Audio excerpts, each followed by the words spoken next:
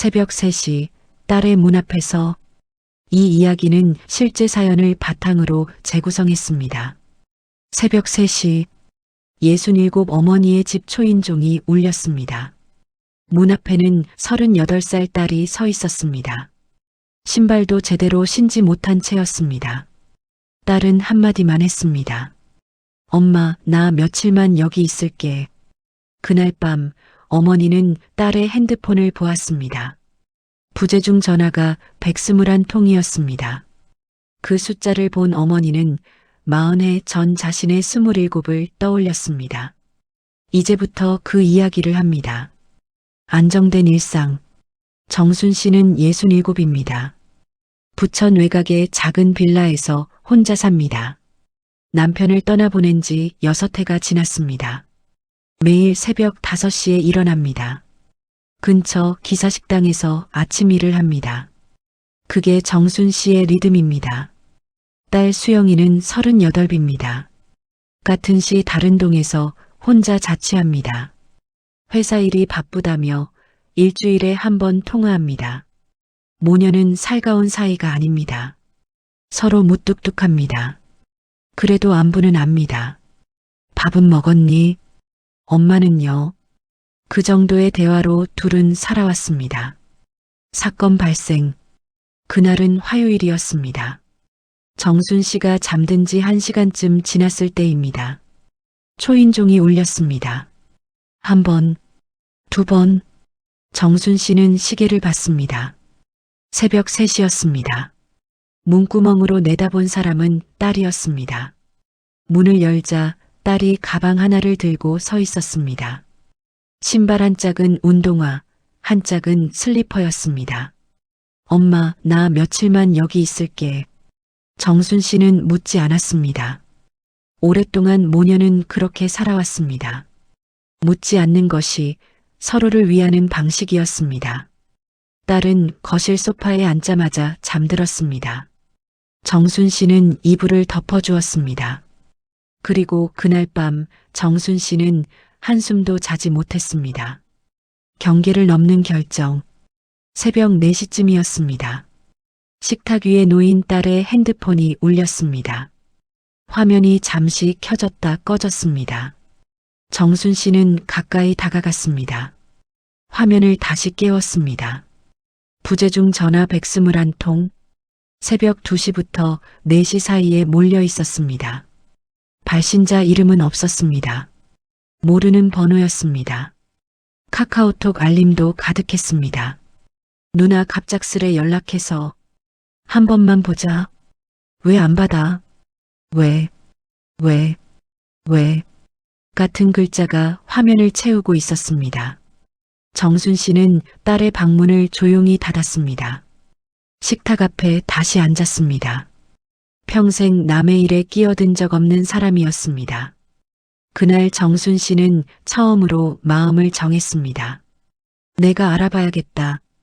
탐색과 실현. 다음 날 아침 정순 씨는 일을 쉬었습니다. 딸이 출근한 뒤 동네 파출소를 찾아갔습니다. 사정을 띄엄띄엄 말했습니다. 경찰관은 들어주었습니다. 그리고 말했습니다. 어머님, 따님 본인이 신고를 해야 저희가 움직일 수 있어요. 피해자가 직접 와야 합니다. 정순 씨는 고개를 끄덕였습니다. 파출소를 나와 한참을 걸었습니다. 다음 날 정순 씨는 변호사 사무실을 찾아갔습니다. 처음 듣는 말이 많았습니다. 스토킹 처벌법, 잠정 조치, 접근 금지 결정. 변호사가 말했습니다. 법원이 결정을 내리면 가해자는 피해자로부터 100m 안으로 들어올 수 없습니다. 100m요? 네. 종이 한 장입니까? 변호사는 잠시 말이 없었습니다. 법적으로는 효력이 있는 결정입니다. 정순 씨는 다시 물었습니다. 그걸 어기면요? 처벌받습니다. 그런데 또 어기면요? 변호사는 정순 씨를 보았습니다. 현실에서는 어기는 사람이 많습니다. 정순 씨는 그날 밤 잠을 자지 못했습니다. 100m? 종이 한 장? 그 두 단어가 머릿속을 떠나지 않았습니다. 진실, 그리고 어머니의 과거. 다음 날 정순 씨는 딸의 집을 찾아갔습니다. 딸이 출근한 시간이었습니다. 낡은 빌라 5층이었습니다. 복도에 들어선 정순 씨는 걸음을 멈췄습니다. 딸의 집 현관문 앞 바닥에 거뭇한 자국이 남아 있었습니다. 처음엔 묵은 때인 줄 알았습니다. 가까이 보니 마른 핏자국이었습니다. 문틀 아래까지 번져 있었습니다. 그때 옆집 문이 열렸습니다. 이른쯤 되어 보이는 할머니가 나왔습니다. 누구 찾으시오? 딸 어미됩니다. 할머니는 정순 씨를 한참 보았습니다. 한 달 전쯤이었지 아마. 새벽 2시였나 3시였나. 어떤 젊은 남자가 여기 와서 자기 손목을 그어가지고 피를 줄줄 흘리면서 문을 두드렸어. 이 집 아가씨 이름을 부르면서 열어달라고. 한 번만 보자고. 정순 씨는 그 자리에 주저앉았습니다.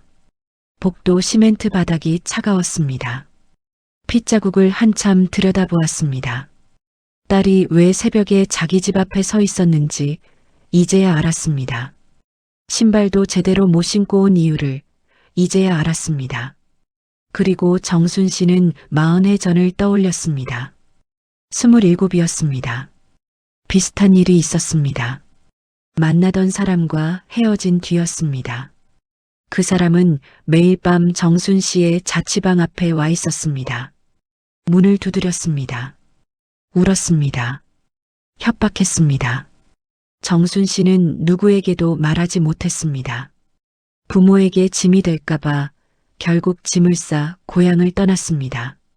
도망쳤습니다. 그 침묵을 정순 씨는 한 번도 입 밖에 내본 적이 없었습니다.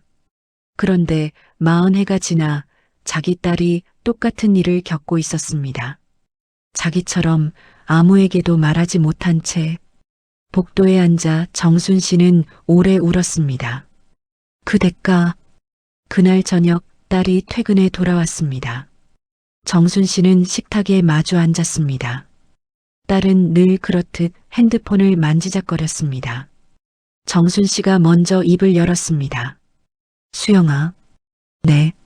엄마가 너한테 한 번도 안 한 얘기가 있다. 딸은 고개를 들었습니다. 정순 씨는 천천히 40해 전 이야기를 꺼냈습니다. 27의 자취방. 매일 밤 문 앞에 서 있던 사람. 울고 두드리고 협박하던 목소리. 아무에게도 말하지 못하고 도망친 일. 딸은 듣다가 울었습니다. 자기 일 때문이 아니었습니다. 엄마의 그 이야기 때문이었습니다. 울음이 그친 뒤 딸이 말했습니다. 엄마, 사실은요. 딸의 이야기가 흘러나왔습니다.